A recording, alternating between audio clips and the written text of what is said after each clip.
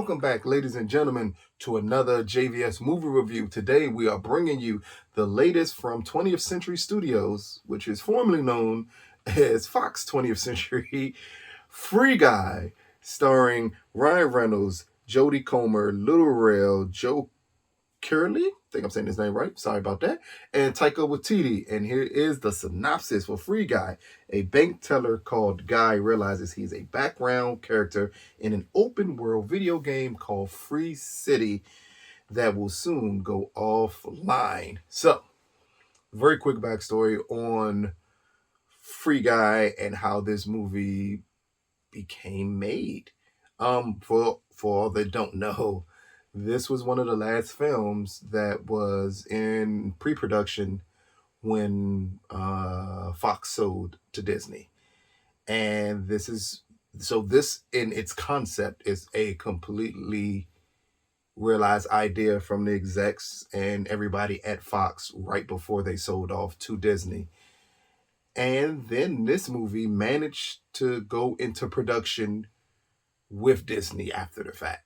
So while everything was set up at Fox, Disney decided to forward with this film. I think this film may be part of their big deal with 20th Century Fox, that a lot of the films that were either in pre-production or planned out had to be released in theaters and theaters only.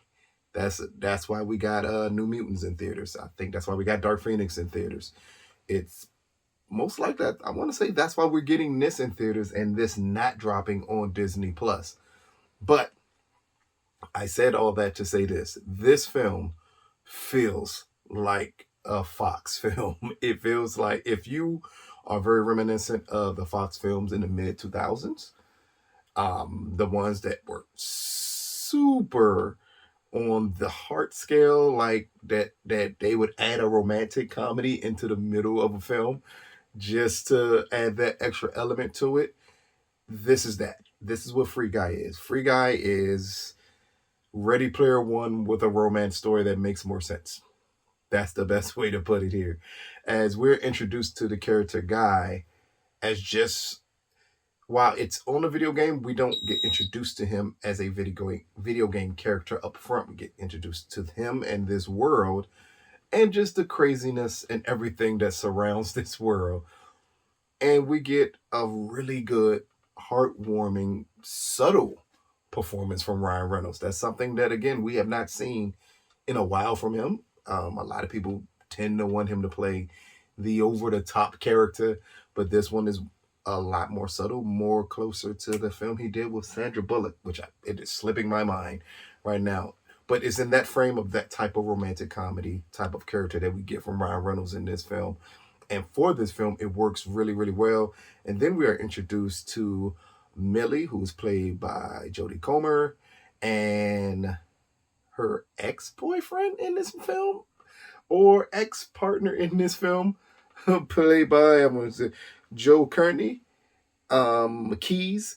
And we get the dynamic that they created a video game and sold the video game off. But then we get the big mystery of, well, what happened to the video game they sold? We get Antoine, played by Taika Waititi, who is the villain, oddly, in this movie. And in all honesty, it just comes across as a video game. A really touching video game. Some of the moments are kind of unbelievable, but it works because of Ryan Reynolds' charm. Like, he single-handedly carries this movie, along with having some great minor scene-stealing roles from Little Rail in this film, playing Guy's best friend, Buddy. It really works when them two are playing off of each other before we get the big reveal that Guy wants more out of life and then meets someone in his world that opens his eyes, is the best way to put it here.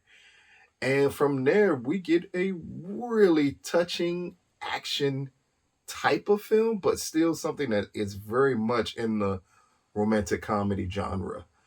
And it works. It works well. While it's not a perfect film, I kind of understand why everyone was holding on to this movie and thought this movie could be big.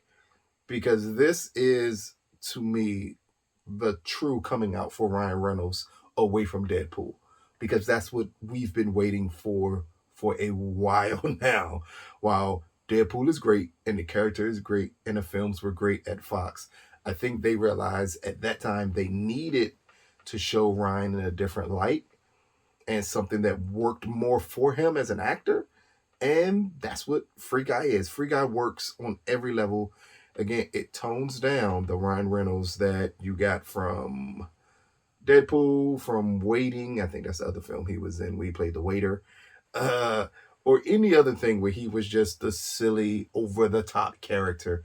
Here is so much more subdued. This is as close to saying this is a movie star type of role for him that I think that you can get from a Ryan Reynolds without changing a lot of what makes him so charming. And it works here. Again, the romantic elements are great. The action beats are great. The humor is really good. And this is a family film. Who would have thought at this point in his career that Ryan Reynolds would still be able to pull off a family film when he's coming from being most well known for an extreme adult comic book film. And now we get here with the touching family film, the touching date night film that I think it's gonna it would have reached a broader audience if we weren't in a global pandemic. Without that, I think this could have been a really big movie for 20th Century and Disney if we weren't in the situation we're in now. But because we are in it, I kind of wonder how many people are going to give it a chance, or how many people are going to give it a chance on either streaming or on possibly like pay cable or anything of that nature after the fact. This film has a built-in factor where it could become a type of a cult classic for this new generation of films that do become those type of films.